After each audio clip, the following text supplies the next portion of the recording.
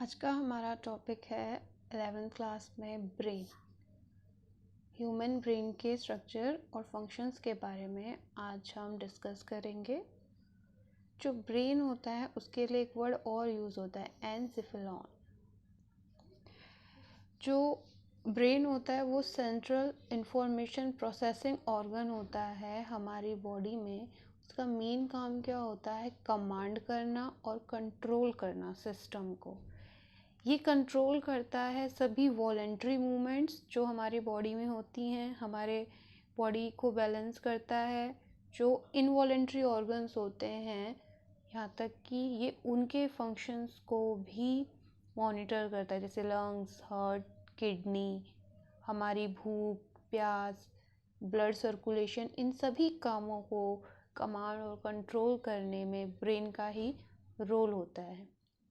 इसी के साथ साथ ये site of processing of vision, जो हम देख पाते हैं ऑब्जेक्ट्स को, उसके लिए भी कहीं ना कहीं ब्रेन ही कमांड और कंट्रोल करता है। जो भी ऑब्जेक्ट हम देखते हैं, यहाँ तक कि जो भी हम सुनते हैं, उसके लिए भी रिस्पॉन्सिबल ब्रेन ही होता है। Hearing, speech, memory, intelligence, emotions, thoughts, everything.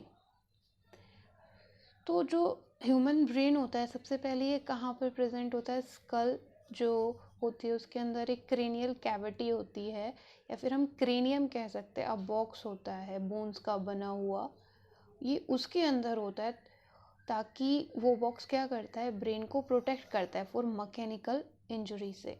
Size देखें तो जो ह्यूमन होगा, एवरेज ह्यूमन, उसके लिए इसका वेट होगा अराउंड 1200 to 1400 ग्राम्स के अराउंड इसका वेट होता है। अगर हम ब्रेन की मॉर्फोलॉजी देखें, यानी कि उसका स्ट्रक्चर देखें, तो ब्रेन को हम मेनली डिवाइड करते हैं 3 पार्ट्स में: fore brain, mid brain and hind brain. Fore brain के लिए वर्ड यूज़ होता है प्रोसेंसेफेलॉन, मिड ब्रेन के लिए मीसेंसेफेलॉन और हाइंड ब्रेन के लिए रोम्बेनसेफेलॉन। In previous class you have already learned about all these parts.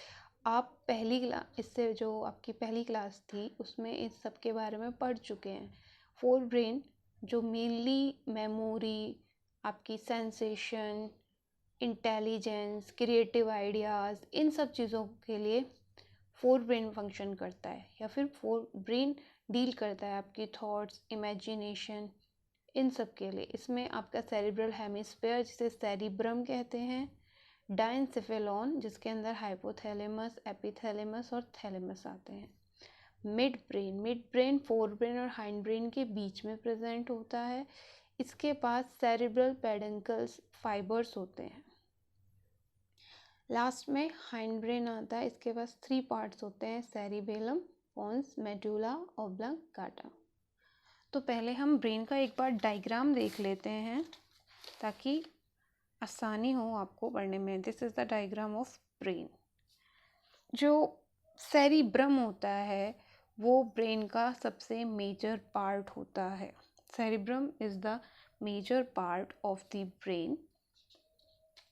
आप देख रहे होंगे जो सेरिब्रम है, इसमें बहुत सारे फोल्ड्स प्रेजेंट हैं। ये आप देख रहे हैं folds, these are the folds.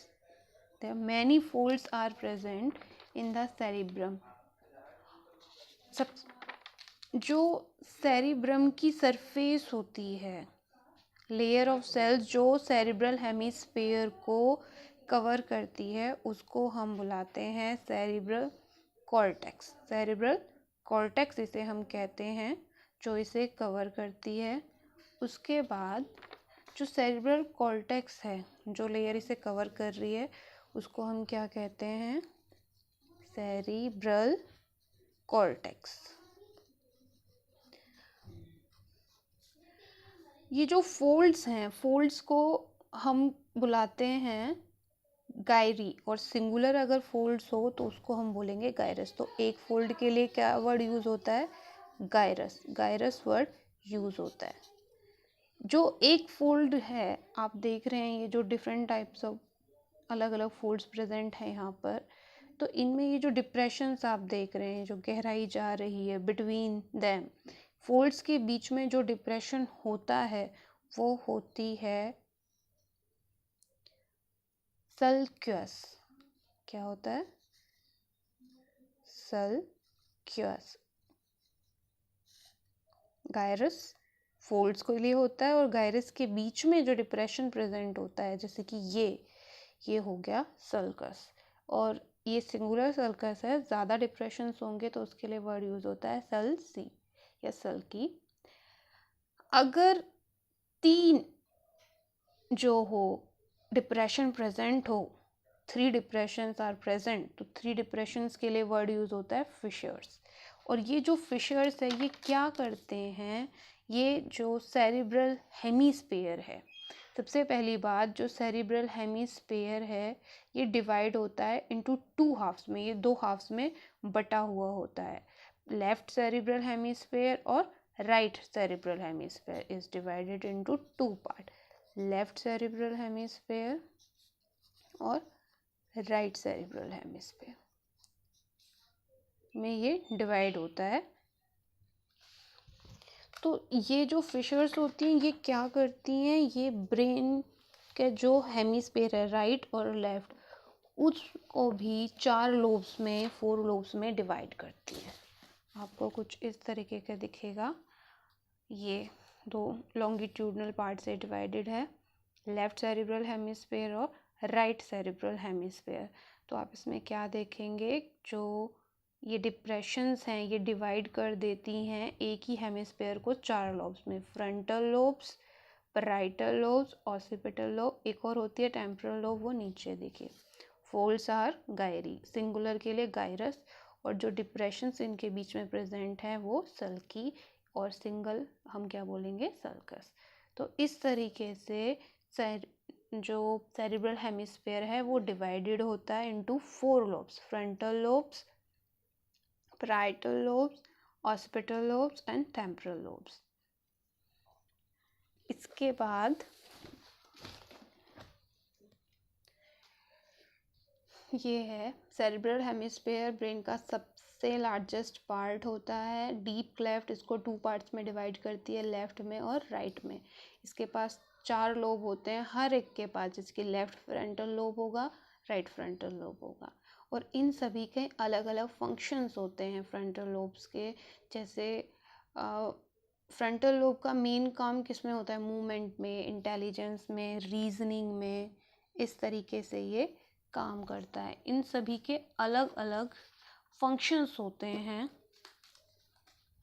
इसके बाद आता है पैराइटल लोब। पैराइटल लोब क्या करता है? पैराइटल लोब सेंसेशन, यानी कि जो भी टच, पेन, हीट या कोल्ड है उसकी सेंसरी परसेप्शन को कौन रिसीव करने का काम किसका होता है? पैराइटल लोब का होता है। उसके बाद टेम्पोरल लोब। टेम्पोरल लोब क्या करता है? टेम्पर मेम्ब्रेन होती है हमारे ईयर में, तो ये हियरिंग का काम करता है। After that occipital lobe. Occipital lobe का मेन फंक्शन क्या कहाँ पर होता है? विज़न में। ये हमारी जो विज़न है उसको क्या करता है? मॉनिटर करता है, एक तरीके से कंट्रोल करता है। तो these are the different lobes, और ये इन सभी के अलग अलग फंक्शंस होते हैं। फिर जो हेमिस्फीयर होता है, सेरिब्रल हेमिस्फीयर, ये कनेक्टेड होता है by a tract of nerve fibres. 2 hemisphere होते हैं, लेफ्ट एंड राइट।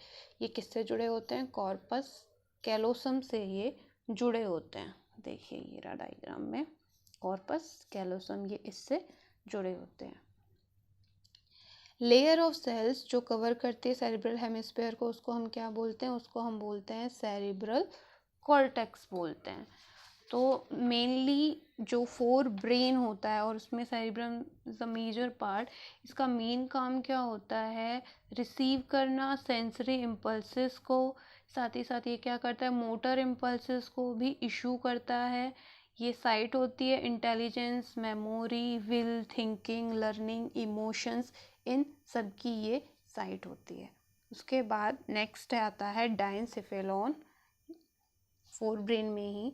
डायनसेफेलॉन की जो रूफ कैविटी होती है वो होती है epithalamus, thick, right and left side को थैलेमाई बोलते हैं, और जो फ्लोर पोर्शन होता है वो होता है हाइपोथैलेमस। ये देखिए thalamus and hypothalamus is present in सभी के अलग अलग फंक्शंस होते हैं, रीजन्स में ये अलग अलग में ये प्रेजेंट होते हैं। तो डायंसेफेलॉन में सबसे पहले हम बात करेंगे हाइपोथैलेमस की। हाइपोथैलेमस पोर्शन थैलेमस के नीचे प्रेजेंट होता है। इसका मेन काम क्या होता है, ये बहुत सारे नंबर ऑफ जो है हॉर्मोन्स की सिक्रीशन को ये कंट्रोल करता है। साथ ही साथ इसके पास ग्रे मैटर प्रेजेंट होता है, जो ये आपका सेरिब्रल हेमिस्फीयर है। इसके जो कलर आप देखेंगे, सेरिब्रल हेमिस्फीयर का जो कलर है वो ग्रे दिखाई देता है because of the presence of grey matter. तो ये ग्रे मैटर कंसिस्ट करता है। इसी के साथ साथ ये क्या करता है, contain a number of centre जो कंट्रोल करते हैं बॉडी टेम्परेचर को, अर्ज हमारी ईटिंग और ड्रिंकिंग, भूख प्यास, हंगर थर्स्ट, इन सभी को ये कंट्रोल करता है। After that thalamus. थैलेमस क्या करता है, cerebrum wraps around a structure called thalamus. Cerebrum जो है रैप्स लिपटा हुआ होता है अराउंड ए स्ट्रक्चर जिसे आप कहते हैं थैलेमस। इसका मेन काम क्या होता है, कोऑर्डिनेटिंग सेंटर होता है सेंसरी और मोटर सिग्नलिंग। जो सिग्नल्स आते हैं और जो भेजे जाते हैं उनके बीच का कोऑर्डिनेटिंग सेंटर थैलेमस फॉर्म करता है। After that mid brain. Mid brain is a present between fore brain and hind brain के बीच में ये प्रेजेंट होता है और इसका ये कंटेन करता है सेरिब्रल पेडेंकल्स। सेरिब्रल पेडेंकल्स क्या करती हैं, ये हाइंड ब्रेन को फोर ब्रेन से कनेक्ट करती हैं और साथ ही साथ सेंसरी इम्पल्सेस को भी कैरी करती हैं। इसी के साथ साथ जो सेरिब्रल पेडेंकल हैं ये कंट्रोल करती हैं रिफ्लेक्सेस ऑफ द आइरिस और आईलिड, यानी कि जो भी हमें सिग्नल मिलता है थ्रू आइरिस और आईलिड के रिफ्लेक्सेस एक्शन को ये कंट्रोल करती हैं। एंड में आता है हाइंड ब्रेन। हाइंड ब्रेन में 3 पार्ट्स होते हैं, cerebellum, medulla oblongata and pons. Cerebellum को लिटिल ब्रेन भी कहा जाता है, छोटा दिमाग। इसका अगर आप डायग्राम देखेंगे तो आपको ब्रांचिंग लाइक अ ट्री इस तरीके का ये दिखाई देता है सेरिबेलम। ये देखिए, ये कंटेन, इसका मेन काम क्या होता है, मेंटेन करना हमारा पोस्चर, इक्विलिब्रियम, मसल टोन। साथ ही साथ ये क्या करता है, कोऑर्डिनेट करता है। जो वॉलेंट्री मूवमेंट्स होती हैं उन्हें ये कोऑर्डिनेट करेगा। जो और वो मूवमेंट्स किसके द्वारा शुरू हुई होती हैं, सेरिबेरम के द्वारा। उसके बाद नेक्स्ट पार्ट आता है मेडुला। इसे मेडुला ऑब्लंगाटा भी कहते हैं। ये सबसे निचला पार्ट होता है जो ब्रेन है उसका। ये स्पाइनल कॉर्ड से जुड़ा होता है। ये क्या करता है, ये वो सेंटर है जो कंट्रोल करता है एक तरीके से रेस्पायरेशन को, कार्डियोवास्कुलर रिफ्लेक्सेस को और गैस्ट्रिक सिक्रीशन। ये इसके मेन फंक्शन होते हैं। उसके बाद पोन्स। पोन्स जो वर्ड है इसका मतलब होता है bridge. Pons word is use for a bridge. इसके पास बहुत सारे नर्व फाइबर्स होते हैं। ये क्या करते हैं, ये इंटरकनेक्ट करता है दो हेमिस्फीयर्स को। जो हेमिस्फीयर्स फॉर्म हुए हैं लेफ्ट एंड राइट, उनको ये क्या करता है, इंटरकनेक्ट करता है और ये जॉइन करता है मेड्यूला को विद ब्रेन सेंटर से। इसी के साथ साथ ये इम्पल्सेस जो सिग्नल्स मिलते हैं उन्हें एक साइड से ट्रांसफर करता है cerebellum to the other, one side of cerebellum to the other side of cerebellum। यानी कि ये क्या करता है, सेरिबेलम से एक साइड से इम्पल्सेस को लेकर दूसरी साइड में ये ट्रांसमिट करता है। साथ ही साथ ये रेस्पायरेशन को भी कुछ कंट्रोल करता है। यानी कि जो पोन्स है ये मेड्यूला का मेन फंक्शन होता है रेस्पायरेशन को रेगुलेशन में, लेकिन पोन्स क्या कर सकता है, उस फंक्शन को मॉडरेट कर सकता है। इसके बाद नेक्स्ट टर्म आती है ब्रेन स्टेम। ब्रेन स्टेम कैसे फॉर्म होती है, मेड्यूला, पोन्स, मिड ब्रेन और डायसिफेलॉन। इन सबको कलेक्टिवली हम क्या कहते हैं, इन सबको कलेक्टिवली हम बुलाते हैं brain stem. Medulla, pons, mid brain और डायसिफेलॉन, इन सबको हम ब्रेन स्टेम कहते हैं। ब्रेन स्टेम का मेन काम क्या होता है, ये वो नेटवर्क होता है नर्व सेल्स का हमारी बॉडी के अंदर, जिसका मेन काम क्या होता है, ट्रैक करना through the brain stem. Brain stem form करता है एक तरीके का रेटिकुलर एक्टिवेटिंग सिस्टम। ये स्क्रीन करता है सेंसरी इंफॉर्मेशंस को हमारी बॉडी के अंदर, ये स्क्रीन करता है सेंसरी इंफॉर्मेशन को। जैसे मान लीजिए आप एक लेक्चर सुन रहे हैं, उस वक्त आपका ध्यान सुनने पर होता है, लेकिन हमारी बॉडीज़ की जो बाकी एक्टिविटीज़ है, जैसे कि पेजेस का टर्न होना या फिर कपड़ों का हमारी स्किन से टच होना, ये सिस्टम आपका ब्रेन स्टेम कंट्रोल करता है। उसके बाद आता है सेरिब्रोस्पाइनल फ्लूइड, जो ब्रेन के अंदर फ्लूइड प्रेजेंट होता है। वेंट्रिकल्स क्या होती हैं, ये प्रेजेंट होती हैं with in the cerebrum hemispheres जो होती है उसमें ये प्रेजेंट होती हैं, कैविटी के अंदर ये प्रेजेंट होती हैं। तो सेरिब्रोस्पाइनल फ्लूइड क्या होता है, ये प्रेजेंट होता है with in the brain. Lymph like extra cellular fluid बाहर की तरफ प्रेजेंट होता है। इसका मेन काम क्या होता है, किसी भी तरह के शॉक झटके से बचाना, ब्रेन को और स्पाइनल कॉर्ड दोनों को। एक कशन यानी कि गद्दे की तरह ये काम करता है। साथ ही साथ ये क्या करता है, ब्रेन और स्पाइनल कॉर्ड को मोस्ट नमी प्रोवाइड करता है, कांस्टेंट प्रेशर बनाए रखता है क्रेनियम के अंदर, और एक मीडियम फॉर्म करता है जिससे कि न्यूरॉन एक्सचेंज कर सकते हैं फूड मटेरियल, एक्सक्रीटरी मटेरियल, उन सभी को। लास्ट में हमारा आता है मेनिंजेस। मेनिंजेस प्रोटेक्टिव कोट होता है जो फॉर्म होता है अराउंड द ब्रेन। ब्रेन के चारों ओर प्रोटेक्टिव कॉर्ड्स फॉर्म होती हैं, किसके ज़रिए, कनेक्टिव टिश्यू के ज़रिए। और ये 3 लेयर्स हैं। इनर लेयर होती है पाई मैटर, मिडल लेयर होती है आर्केनॉइड मैटर, और आउटर लेयर होती है ड्यूरा मैटर। तो this is all about the human brain.